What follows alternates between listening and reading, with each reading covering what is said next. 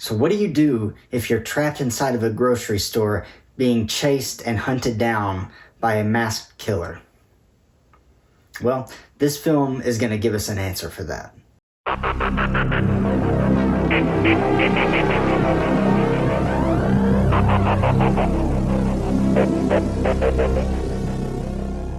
Welcome back to Wrestling with Horror. My name is Andrew Dreamer, and today we are talking about a film called Intruder. This film was released in 1989, and it was written and directed by Scott Spiegel. Now, we actually talked about this film once before this month on our 31 Days Horrified series. But this film it sticks out to me so much, and there is so much potential in this film that I wanted to just dive a little deeper into it. So before we get started, this film is available to watch right now on Shudder. So if you have not seen this film and you don't want the ending twist spoiled, you don't want to know anything about it, go check it out on Shudder right now and then come back to this video. All right, so this film stars Renee Estevez, Sam Raimi, Ted Raimi, and has a brief cameo by Bruce Campbell, who plays Ash in the Evil Dead series. His cameo is only, just a minute or two at the very end of the film as a police officer, but it's still nice to see this group of friends who always worked together back then. Just seemed like everybody had a good time. And that's one of the main things that I can say about this film, is that throughout the entire thing, it looks like everybody genuinely enjoyed making the movie. And that goes a long way when you're producing a horror movie especially. So the story of this film follows a group of people working in this grocery store overnight. The store is closed, and they're basically just trying to restock the store and everything, when the two owners of the store inform everybody that they are selling the store and it's going to be shut down and they're going to be losing their jobs by the end of the month. So everybody is now out of work and they still have to work through the night. Everybody kind of goes their separate ways, does their own thing. Now, throughout all this, the protagonist of the movie, her ex-boyfriend, came into the store and he pretty much started a fight with the entire staff of the store. He ran away, they searched for him, and finally they catch him and then they throw him out. Now, here's the thing. Throughout this entire movie, they pretty much point to him and say he's the one doing this. But to me, well, it just seemed too obvious. Like, yes, that would have been the easiest possible choice to go with, for him to have been the killer. He seemed psychotic throughout the entire time we saw him at the beginning, so why wouldn't he be the killer? But there are actually a few problems with that, which we'll get to. So, as the story progresses, you have this scene with the two owners up in their office. One of them actually used to be a worker, and he worked his way up through the store and became a part owner. And now in this shot, the owner is filling out his receipts or just doing paperwork, and he has one of those big spikes on his desk that you stab the paper through to hold it. And this shot, that spike is front and center in the shot, and you just know that it's going to be used later on. And boy, was it. And here is where this film kind of takes a turn into the traditional slasher movie of the 80s kind of feeling. You have a killer picking off people one by one by one. Now, the one thing I will say about this film is that the kills are done in a very unique way. There are things that you don't often see. There's some generic things in there. But like I said, with the big spike, that was very unique. You have meat hooks and things like that being used as some of the kills. So I will give the movie that. The kills were actually very good.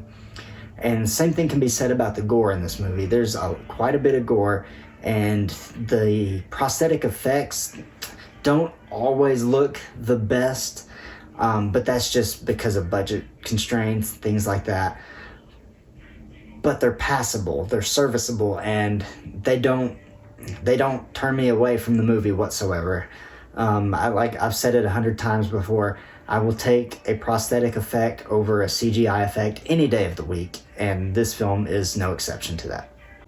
Another thing is, this film actually has some pretty decent characters.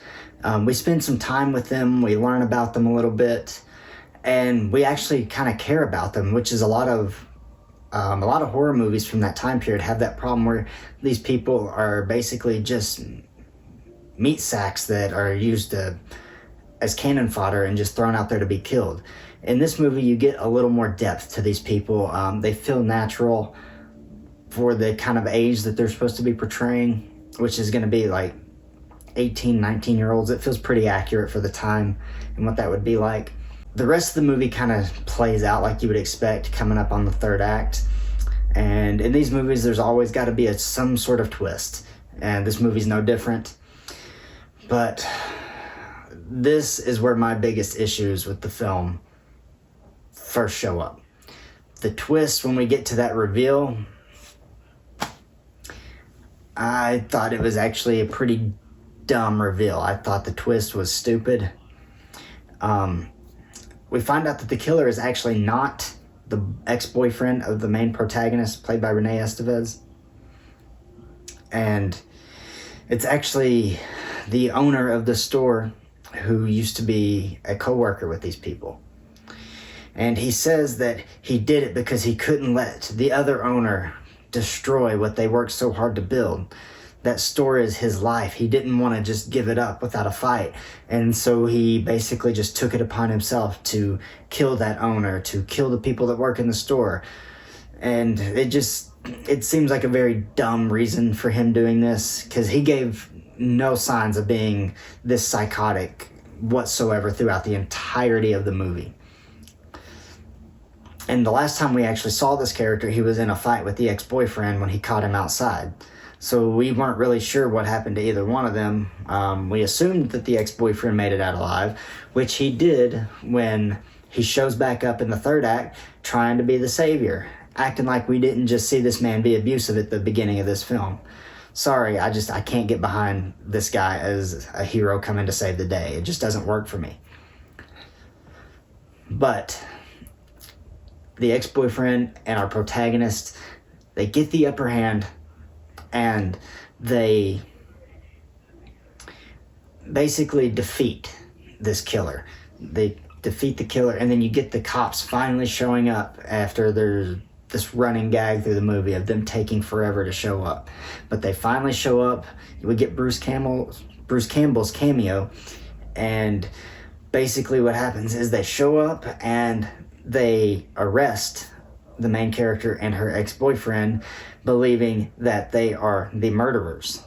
And this statement is backed up by the dying killer, who reiterates to the cops that they killed everyone. So, and that's what we're left with. Our protagonist is sent to jail for the murder of all of her co-workers, and she's going to be in prison for the rest of her life. I hated the ending. Now, as bad as the ending was, that doesn't stop me from saying that this movie had so much potential to be better. Just a few little tweaks here and there, a few little dialogue changes, a few just character choices that could have been different, and this movie would have been fantastic. It's already good.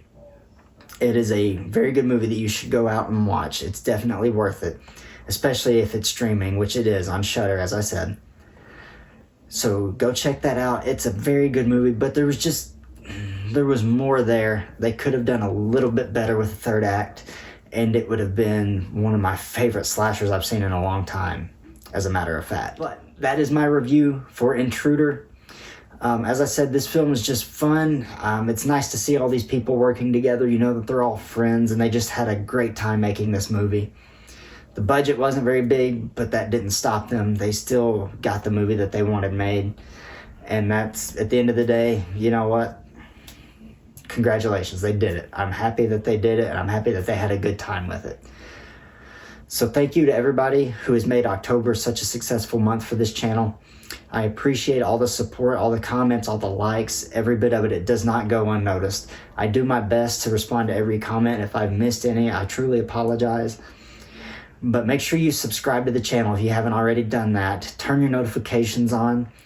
My name is Andrew Dreamer, and I will see you next time on Wrestling with Horror.